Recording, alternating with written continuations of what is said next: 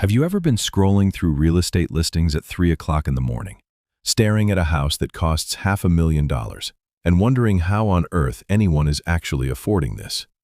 You're looking at a 3-bedroom box with beige carpet and laminate countertops from the early 2000s, and the listing agent has the audacity to call it a starter home.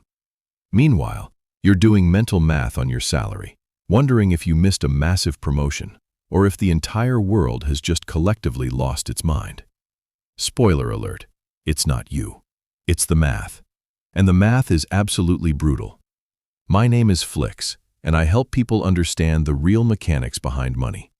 Not what the banks want you to believe, but how wealth actually works. Today, we're going to talk about 5 housing mistakes that are quietly destroying your financial future.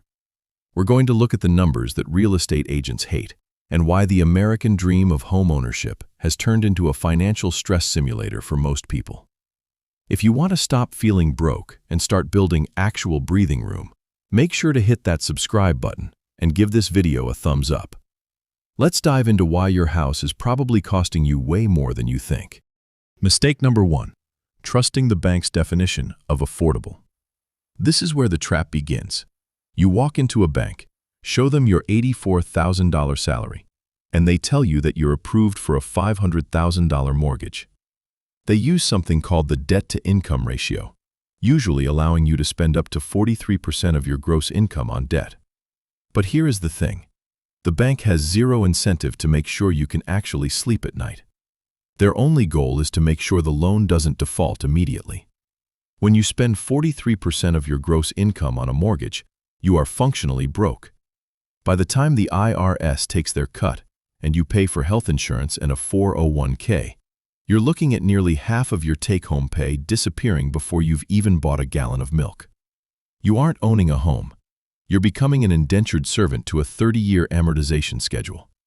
Look, there is a massive difference between what a bank will give you and what you can legitimately afford without checking your bank balance every time you buy groceries. Mistake number 2. The starter home. Phantom costs.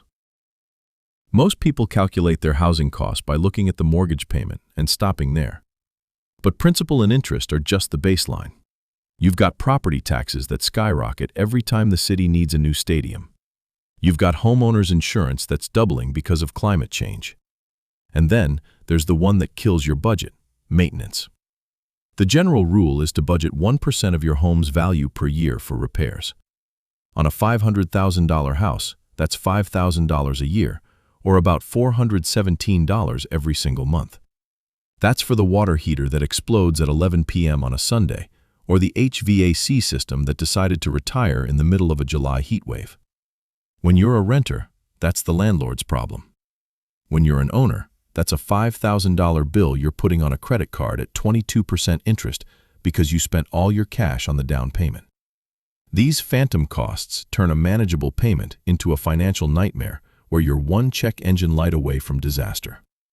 Mistake number 3. The PMI poverty tax. The old rule was 20% down. On a $500,000 house, that's $100,000 in cash.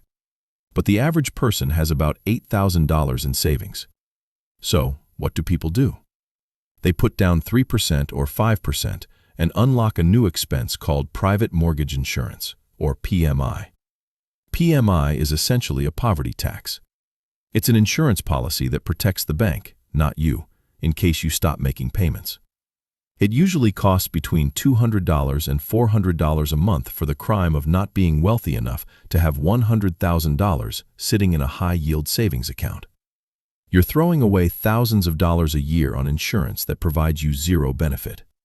Over 5 years, that's $18,000 that could have been in an index fund.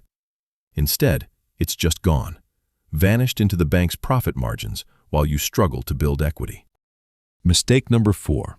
Financing the Instagram-ready lifestyle. We've all seen it. People buy the house they can barely afford, and then they realize they have 3 empty rooms.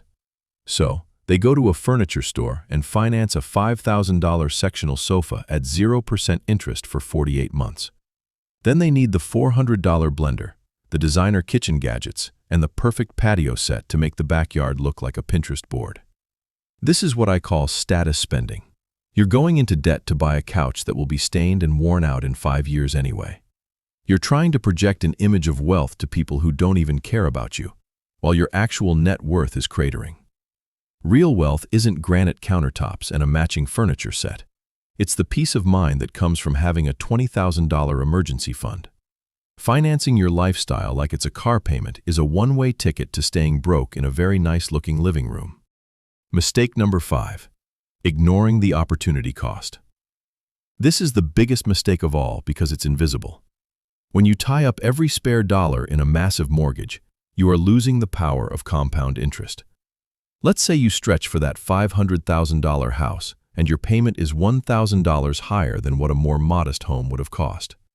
If you took that $1,000 and put it into a simple index fund earning 8% annually, in 20 years, you'd have nearly $600,000 in cash. But because you wanted the extra bedroom and the prestige zip code, you've spent that money on interest, taxes, and maintenance. You've traded $500,000 in future wealth for a bigger yard that you're too stressed to enjoy because you have to work overtime to pay for it.